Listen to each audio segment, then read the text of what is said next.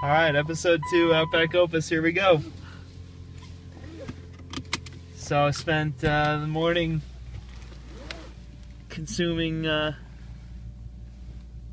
caffeine and sugar and fat at the Wholefoods, a cultivated mecca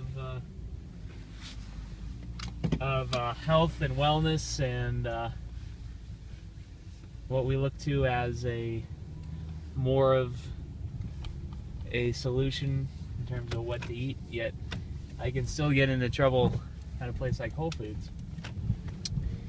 So spent the morning reading. Seems like a good way to refresh my mind for the week where I have to produce and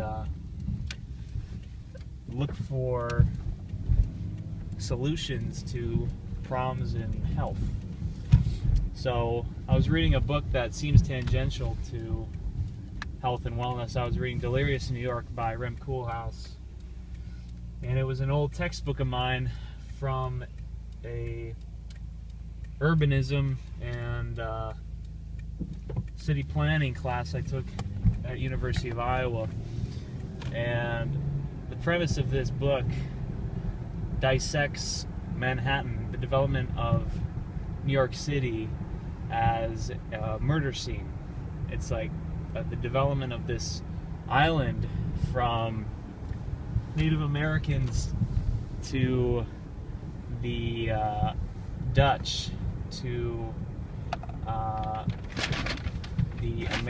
English to the Americans, and how this city on this swampy, fertile land developed into the most priciest real estate, and how this scarce resource of real estate was developed, and the people behind this development, they sought to sparse these tracts of land in ways that would maximize the development of civilization on this new form of how to live. And so the development of Coney Island as an experiment on this heightened way of living, and this had never been done before. We had never tried to pack in so many people into one place. And imagine, we kind of take for granted today, and this is one of the author's points, today we take for granted all of this traffic, these modern things we have, such as a grocery store and multi-level office buildings and whatnot. And now all of a sudden, now we're in this quasi-suburban atmosphere, and we kind of take it for granted, just like people in cities, they now take their urban landscape for granted, and people in the country before us, or even now, might even take their country living for granted. And so in order to solve the problem of your existence, you have to make sure that you're not fulfilling that problem. And one of the author's points, or I guess what I get out of this whole book, is that if we are looking to solve the problem of health in our modern society, with all of our abundance, with all of our overabundance in Western society, we need to look to the ways that we're solving the problem. And just like Sarah's, she's telling me, don't say don't all the time. She said, don't say don't. And it pissed me off because I know I do it. And it is interesting, because if we are trying to if we're trying to create solutions, let's say in the realm of health, and we know that psychology responds more in the affirmative than the negative. I think both bring out different aspects, but if we're trying to solve a problem, the way that we go about looking for the solutions should not search for more of the problem. So what does that mean? This week, if I go and I'm educating one of my patients or one of my yoga students on how to act, okay, what if we educate more based out of a search of more of the solution instead of focusing on seeking more of the problem? So say if I have knee pain and I'm dipping into my inner ankle, or I'm not stabilizing my knee, okay, let's look more towards the direction that we want to build. We want to build more glute strength. We're looking to build more activation of, say the core muscles to keep the pelvis aligned. Let's look into affirming and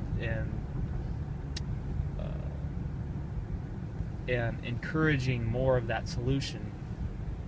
And it's okay, I guess, to identify what the extremes of the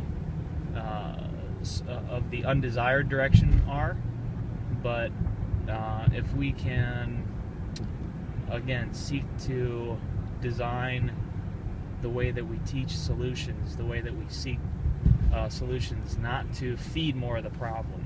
So in the broader picture, if the goal is to help people's health, let's design our health businesses not to encourage more of the problem.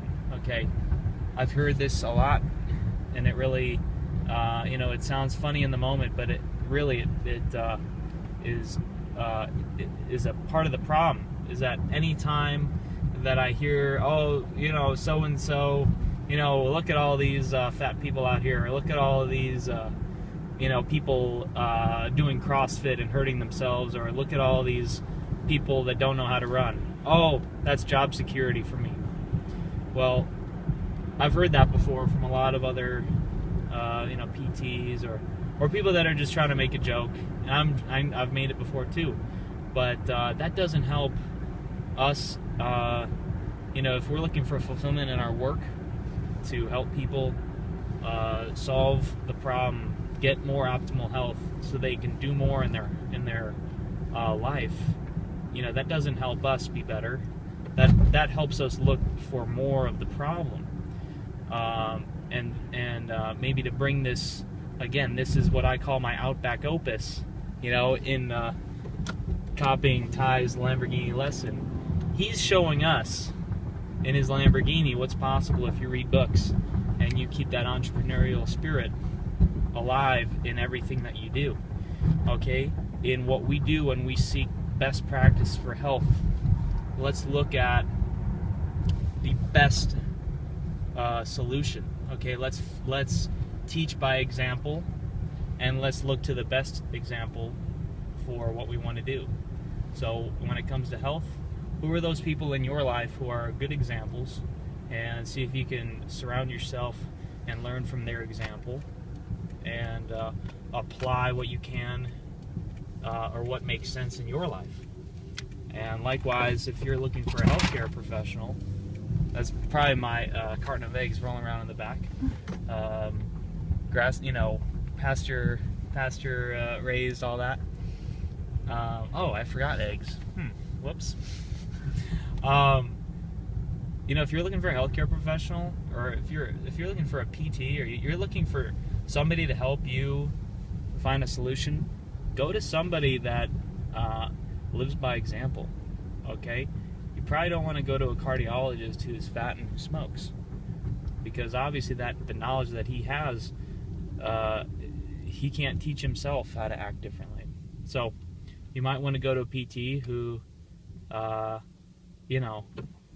knows how to push his body, and knows how to take care of his own injuries, or a doctor that knows how to counsel on nutrition and people that know more about the solution in a positive manner than how to just identify disease. Okay, so to sum it up, if you're looking at a problem in your life, or you're looking to find solutions, look to the affirmative and look for the best example on how to solve that problem, and we'll have less of the negative. Enjoy your Sunday.